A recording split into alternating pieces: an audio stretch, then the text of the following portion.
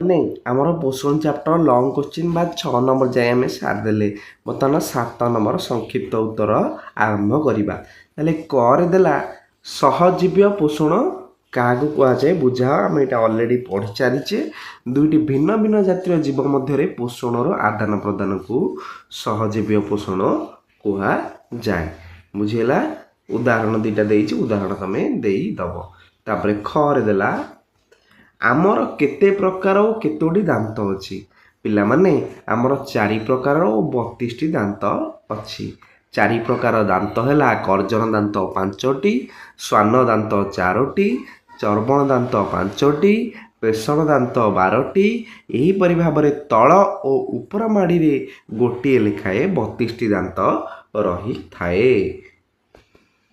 गरे पिला माने देला जीभ केते प्रकार स्वाद बारी पारे जीभर अन्य कार्यगुड़िक कौन जीभ पिता खटा मिठा लुणिया और राग आदि स्वाद बारी पारे जीभ खाद्य को दांत निकट में पहुँचाइबारे और खाद्य को गिळिबारे साहाय्य करे।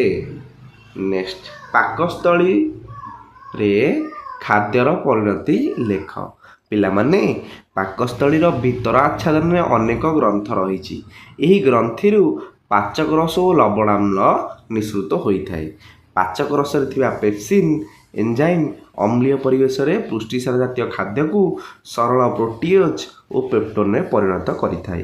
लवणाम्ल खाद्य क्षतिकारक बैक्टेरिया आदि को मध्य मारी दिए। नेक्स्ट ओरे आमको देला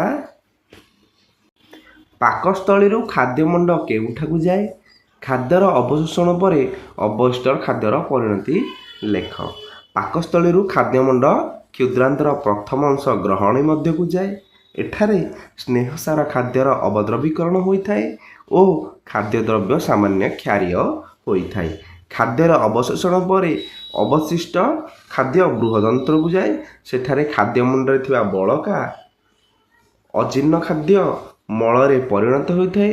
मल मलाशय किसी समय रहिबा परे मल द्वारा दायी निष्कासित होता है। चरे आमको देला आलोक प्रक्रिया क्या कहुए बुझाओ पिला माने प्रथम क्वेश्चन ही थिला या आलोक प्रक्रिया पई क्लोरोफिल जल और आलोक आवश्यक। क्लोरोफिल अणुगुड़िक दृश्यमान आलोक रश्मि को शोषण करी शक्ति प्रवाह जरिए एक क्लोरोफिल अणु को अधिक शक्ति संपन्न करी एथिरे उत्तेजना सृष्टि करी थांती। ए उत्तेजित क्लोरोफिल को एक इलेक्ट्रॉन बाहरी थाइलाकड झिल्ली रे प्रवाह करे द्वारा थाइलाकड भीतर को उद्जान आयन प्रवाहित होता है। ये पिला 3 मार्किया क्वेश्चन आम परीक्षा आसब आलोक में रूबिस्कोर भूमिका कौन केल्विन चक्र रूबिस्को आरंभ हो परिशेष से ही समाप्त होता है।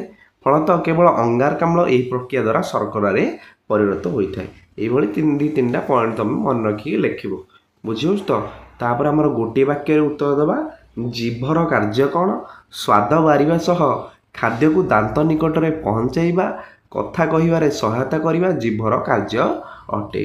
मनीष माढ़ी रे केउ प्रकार दांत रही मनीष माढ़ी रे कर्जन छेदक बा श्वान चर्बण और पेषण आदि दांत रही। पित्तर कार्य कौन खाद्यर अम्लत्व दूर करने सहित स्नेहसार जातीय खाद्यर अवद्रवीकरण कराइबारे साहाय्य करे। बृहदंतर कौन अवशोषण होता है पाचक रस केउ प्रकार एंजाइम रही पाचक रस पेप्सिन और लाइपेज एंजाइम रही। पिला माने एठी गोटे क्वेश्चन एटा पर करदवा हला कोनटा तापर चरे आलोक प्रक्रिया रे कौन उत्पन्न हुए आलोक प्रक्रिया रे आलोक शक्ति द्वारा जलर आलोक विश्लेषण घटी NADPH और ATP गठित होगा सह अम्लजान मुक्त होता है। आलोक विश्लेषण शक्ति कौन NADPH और ATP उभय मिसी आलोक विश्लेषण शक्ति गठन करती। तापर 9 नंबर प्रश्न आम गोटे शब्दर उत्तर दबा अंधकार प्रक्रिया गोटे ग्लुकोज प्रस्तुत करने केतोटी CO2 आवश्यकता पड़ी था 6टी CO2 आवश्यकता पड़ी था। खरे आमको देला थाइलाकड झिल्ली रे प्रभावित होता इलेक्ट्रिक परिशेष केउठारे पहुँची थाए थाइलाकड झिल्लीर प्रभावित इलेक्ट्रॉन बाहकणु माध्यम ग्राहकणु पाखरे पहुँचे। टायलिन एंजाइम केउथिरे रही थाए टायलिन एंजाइम लाल रही था है लाल रे रही थाए। नेक्स्ट आम शरीर କେଉଁଟି ଏକ ମିଶ୍ରିତ ଗ୍ରନ୍ଥି ଅଟେ? ଅଗ୍ନାଶୟ। ନେକ୍ସଟ 10 ନମ୍ବର ପ୍ରଶ୍ନ ପିଲାମାନେ ଆମେ ଶୂନ୍ୟ ସ୍ଥାନ ପୂରଣ କରିବା। ବୁଝିହେଲା? ପାକସ୍ଥଳୀର ଉପର ଅଂଶକୁ କାର୍ଡ଼ିଆକ ଷ୍ଟୋମାକ ଓ ତଳ ଅଂଶକୁ ଏଇଟା ହେଲା ଆମର ପାଇଲୋରିକ ଷ୍ଟୋମାକ କୁହାଯାଏ।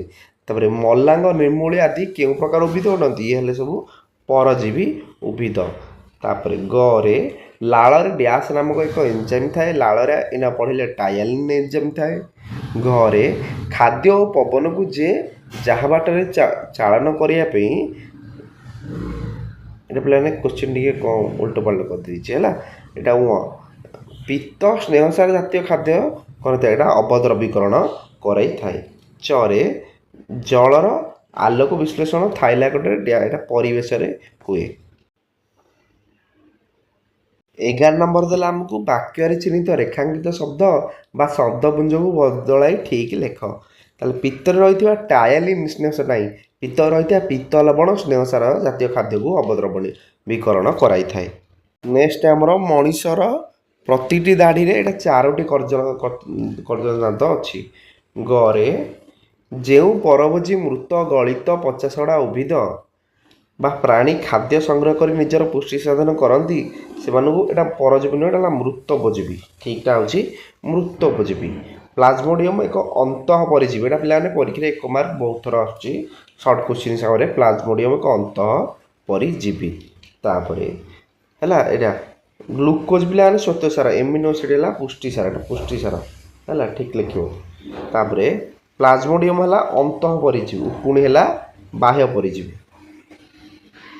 ଗରେ ଖାଦ୍ୟନଳୀର ଦ୍ୱାର ଗଲେଟ୍, ଶ୍ୱାସନଳୀର ଦ୍ୱାର ଗ୍ଲଟିସ୍, ଗ୍ଲାଇକୋଲିସିସ୍ କୋଷ ଜୀବକ, ସାଇଟ୍ରିକ୍ ଅମ୍ଳଚକ୍ର ମାଇଟୋକଣ୍ଡ୍ରିଆ। ପୋଷଣ ଚାପ୍ଟର ଆମର ସମ୍ପୂର୍ଣ୍ଣ ହେଲା।